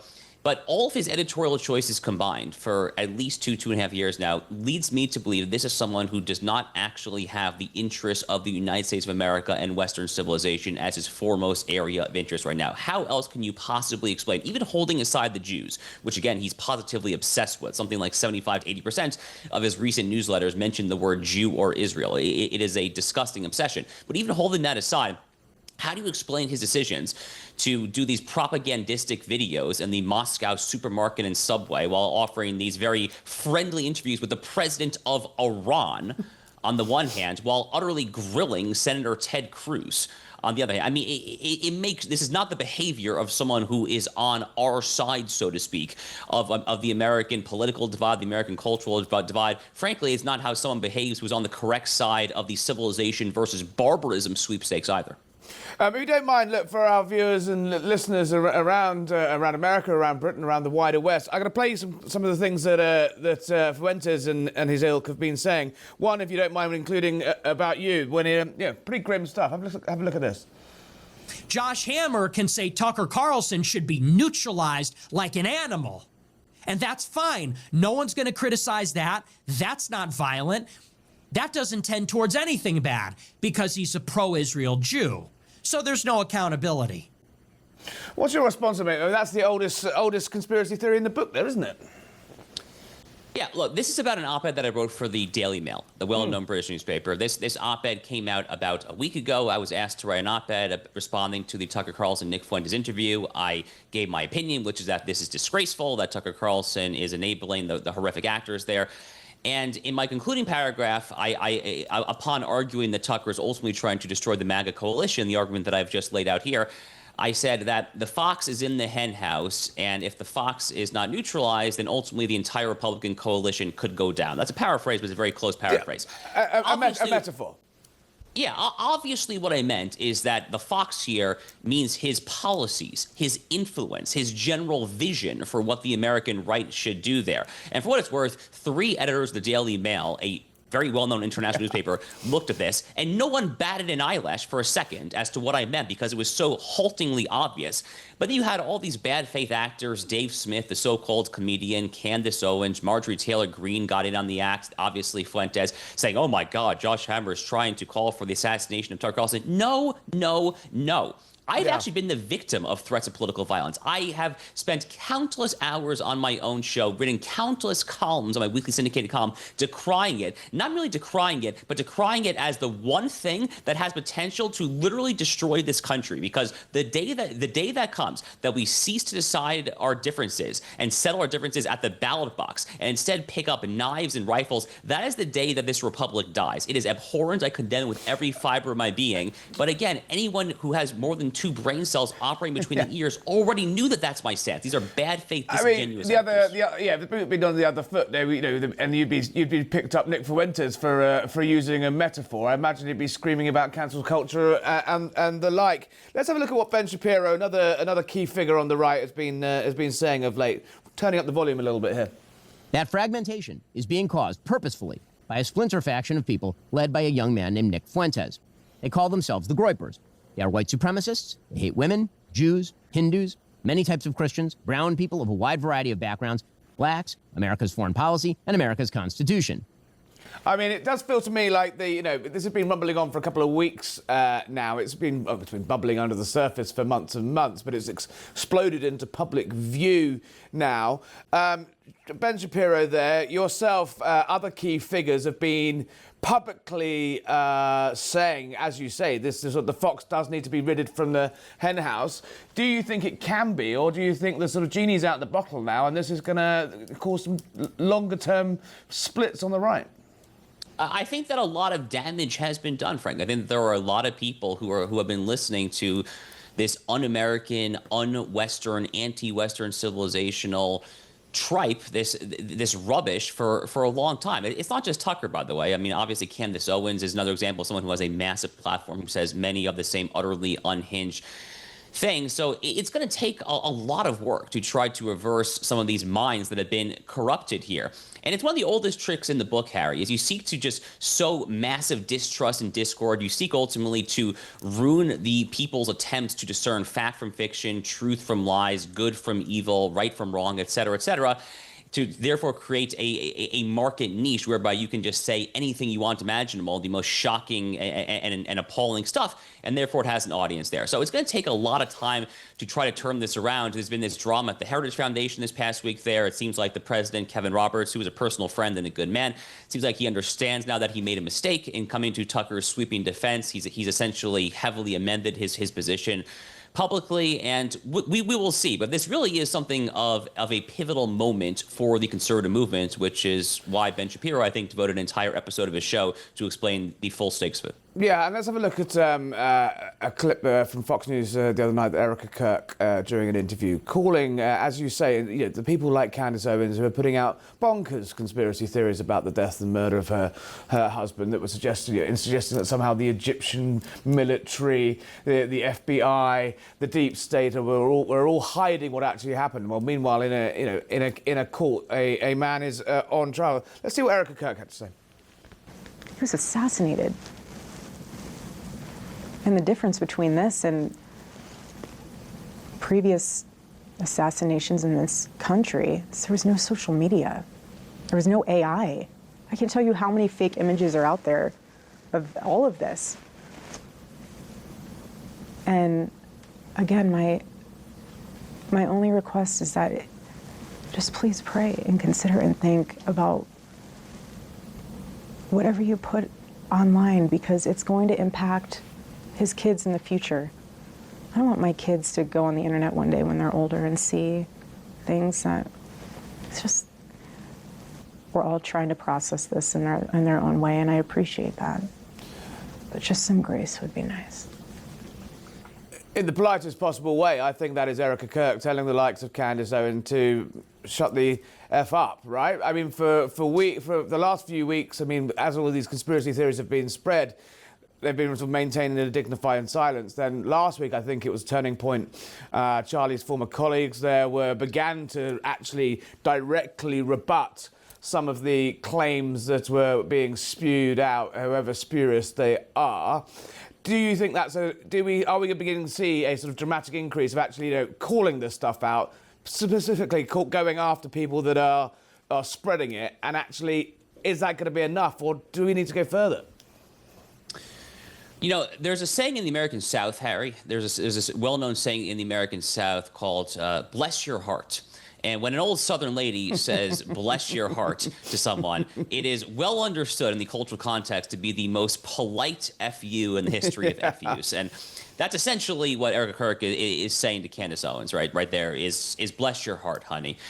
The woman is clearly unwell. She is clearly unwell. I don't claim to be an armchair psychiatrist or psychologist. I'm not going to make some sort of ridiculous diagnosis that I'm not equipped to make there, but she's clearly unwell. She clearly needs some sort of help. I was very happy to see that in the Erika Kirk, Jesse Waters interview. I frankly would like to see even more, not necessarily from Erika, who is a grieving widow. I don't necessarily expect, frankly, anything of her right now other than just to be a mother to their two children.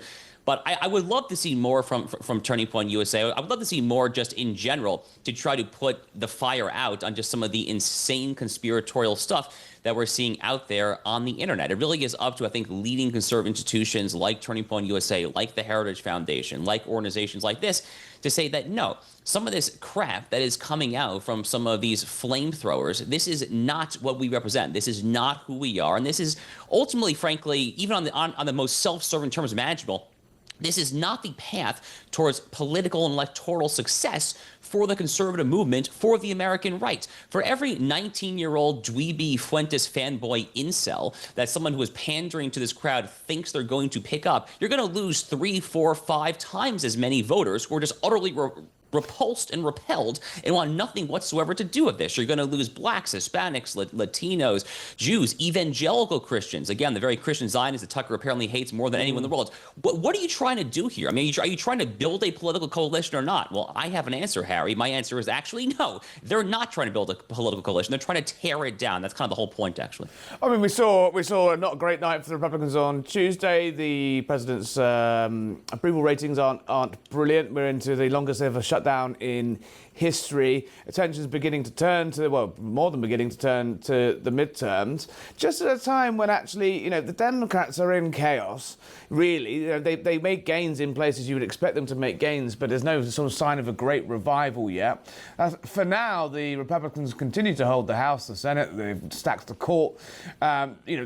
This should be a sort of golden age, as President Trump says, for the right in this country. I suppose what I'm really trying to get to is, why now? Why at this moment blow it all up? Unless has the 2028 race already begun, or is this about making money for these people? What's in your mind is why what you call bad faith actors? Why are they doing this? Why are they doing it now?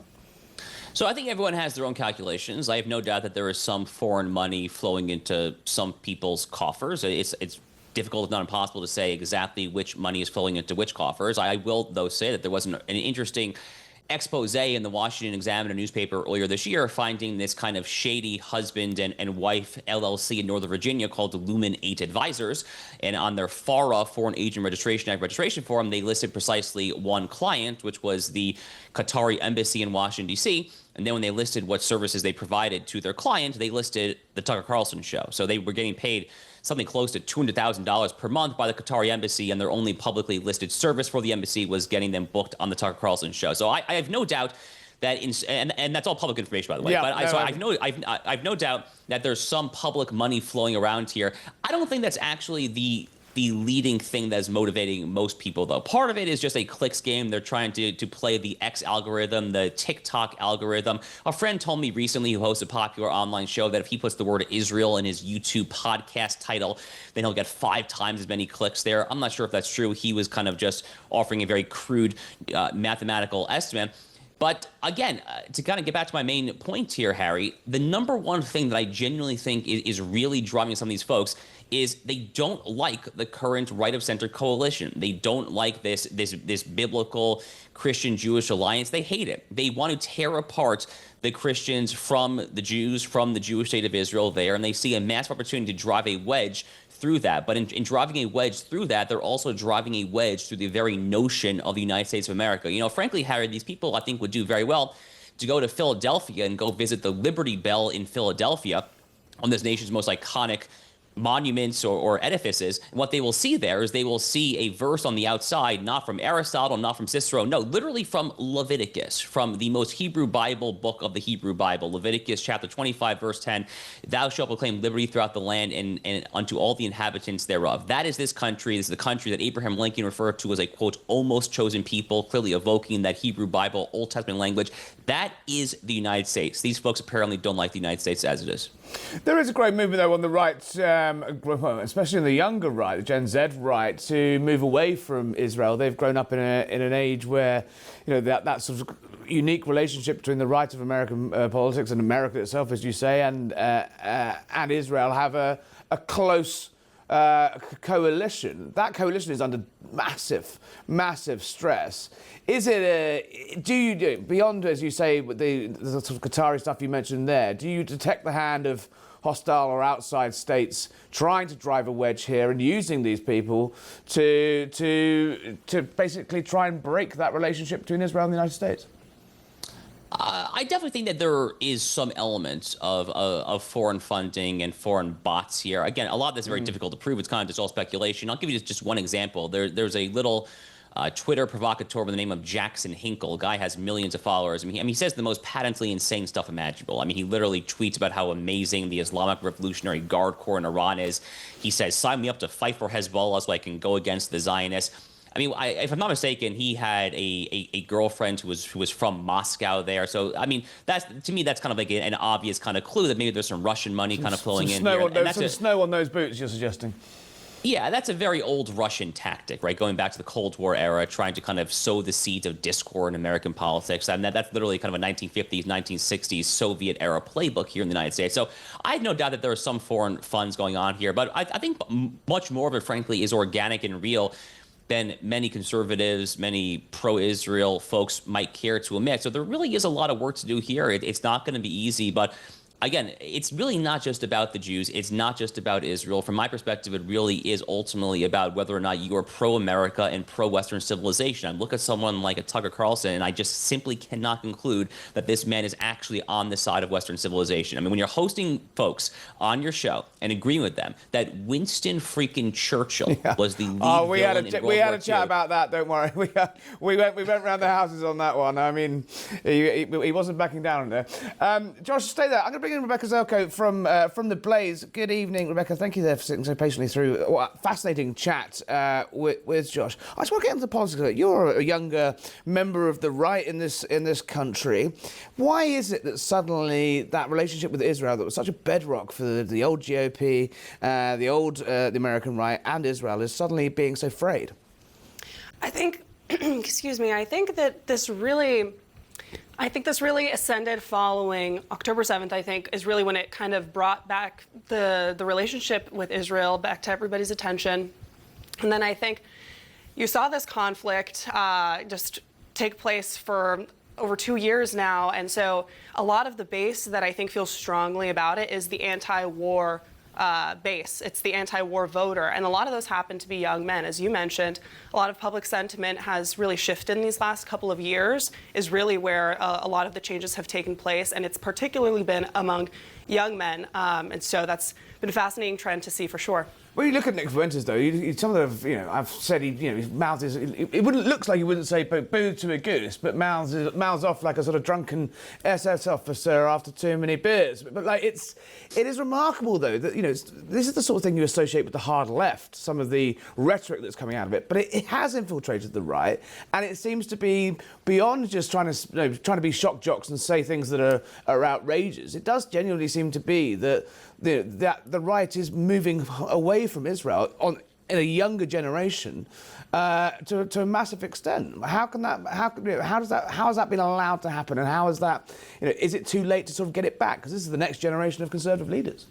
I think that a lot of young men are particularly concerned about the influence aspect. At least that's their thesis. It's this relationship with America and Israel. How much is Israel actually affecting foreign policy? That's really the main question. And the problem is that question was kind of unanswered. This wasn't a conversation that had really been going on in mainstream conservative circles. It was really the focus of people like Nick Fuentes, which is why he became so popular so quickly, I think, part of the reason, because he was really kind of one of the few people who was talking about it. And so as this war kind of raged on, a lot of people had more questions that they felt were going unanswered. So they turned to the few people who are actually addressing it. And so I actually think that, Tucker's interview with Nick, as unique as it was, I think that it was kind of an attempt to maybe reach this young voter, this young male voter who doesn't feel like they're being acknowledged. I mean, we've seen young men feel as though they're disenfranchised over however many last election cycles for various different reasons. And I think the issue of the day now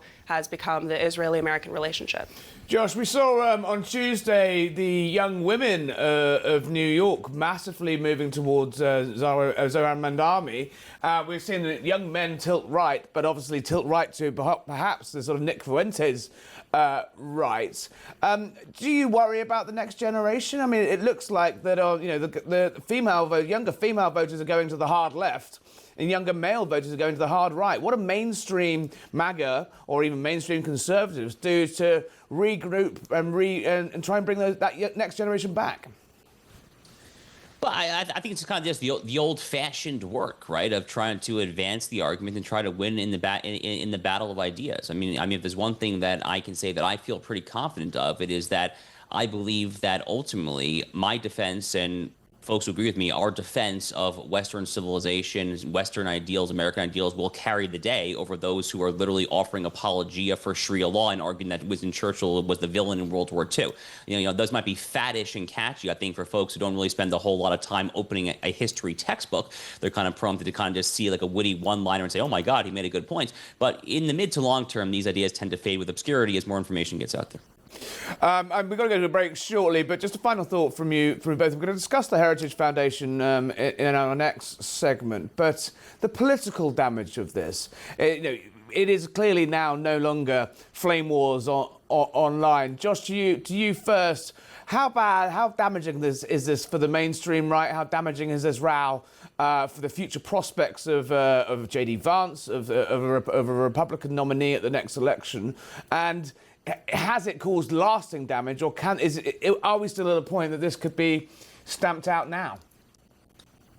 I think it's bad. I think it is deeply problematic. And again, I think that there are real saboteurs, people that are trying to sabotage this. I mean, is it an accident that the Tucker Fuentes interview was a week before, or actually, no, not a week. It was about a week before the election. I mean, is that an accident? I mean, think about 2024 when Tucker first brought on Darryl Cooper to question who were the good guys in World War II. That was like 2 months before a monumental presidential election. I mean, as someone who is rooting for team civilizational sanity to prevail, are you trying to give the other side ammunition that your side is actually a bunch of literal Nazis? Because one might be forgiven for getting that impression after seeing Nicke Fuentes go on a wildly popular right-of-center show 1 week before an election there. So yes, the damage is definitely being done.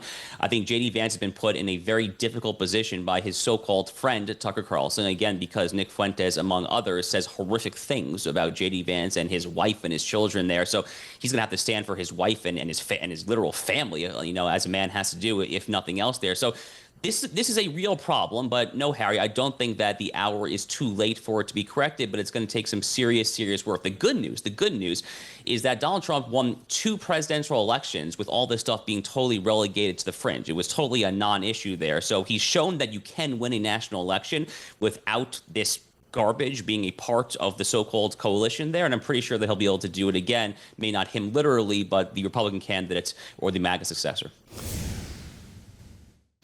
Wisconsin's mother has scored a major victory for free speech. Scarlett Johnson has won a court appeal after being sued by her school district social justice coordinator because she called her woke and questioned why she was footing the bill, why parents were footing the bill for this nonsense. Scarlett, congratulations on your school win. I think you're here with us. There you are. Yes, Scarlett, congratulations. I'm from England. We deal with this sort of crazy stuff all the time when it comes to free speech, but you don't normally get this sort of clampdown in America. Tell us exactly what happened, what you said, and how you managed to take on the wokies. Well, when this started, this was during kind of the dark times of COVID, and our children were treated more like a disease than they were the precious souls that they are, and parents had a real awakening. We had an awakening about the way that our school system saw our kids, but what was happening inside of the schools. We began to realize that perhaps some of these administrators and educators did not have our children's best interest at heart. And not just by the COVID policies, but by what was happening in schools. You see, when kids were learning at home, when they were, they were on their screens, we started to see behind the curtain And we were appalled. We were shocked at what they were learning and what they weren't. Can you give us an example of what it was that shocked you? I mean, I hate to think, because we've had this same argument over the last 10, 15 years in Britain, and it's some pretty crazy stuff in textbooks. Yes. How about they were like, there were BLM coloring books in high school classrooms. I mean, completely inappropriate, but for high school students, that we started to see that they were learning through the lens of critical race theory. They had to see everything through the lens of identity and class and privilege.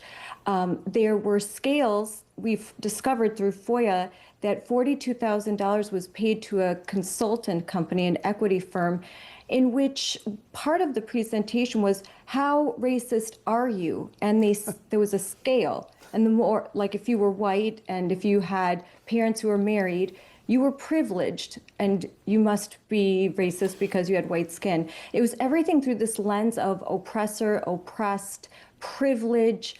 We're kind of seeing those woke chickens come home to roost now in New York, aren't we? We're seeing what happens when you indoctrinate kids for a really long time with what I believe is Marxist ideology. Well, yeah, the next generation coming up are certainly shifting to the left. Mamdani can basically, thank educated, better educated, college educated women for his victory there in New York. So you tweeted, "Why am I paying for all of this?" And then, hang on, so you got sued. The school sued you. The social justice coordinator sued you. The district sued you. What happened?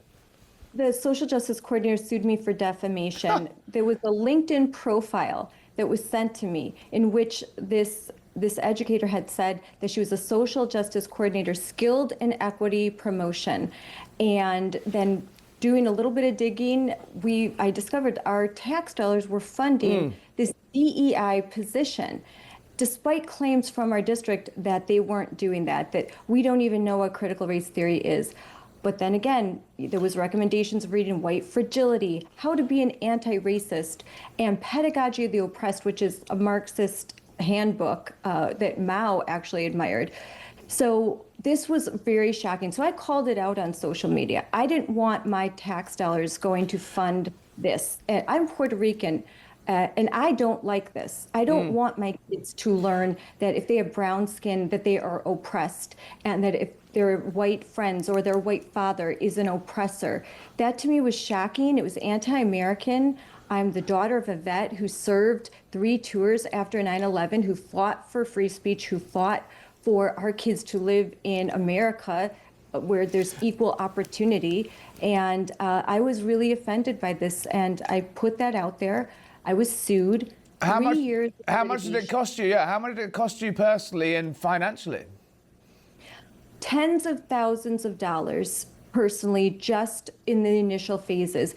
Depositions are very expensive. We had to go through, to get to a summary judgment, we had to go through the whole process of discovery. They were calling witnesses. They were preparing for a jury trial. I was going to go on trial in front of a jury for calling a social justice coordinator woke. It's ridiculous. I faced 6 figures in legal fees if this went to trial, and I was going to be in a blue county. Feel like you were sort of caught in the front lines of the culture war here?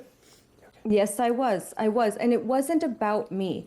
It was about, I represented all of the parents that were standing up across the country, speaking out and saying, we're done with this.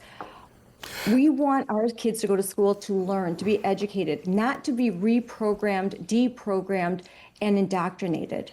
Well, congratulations, Scarlett, and good luck carrying on your Mums for Liberty crusade there, taking on the wokies in the schools. Well done. Thank you very much. Rebecca, fascinating case. I mean, what on earth were they thinking? Like, personally pursuing a mum for a tweet about it? That's the sort of thing we put up in London. We get in London, not in the land of the free.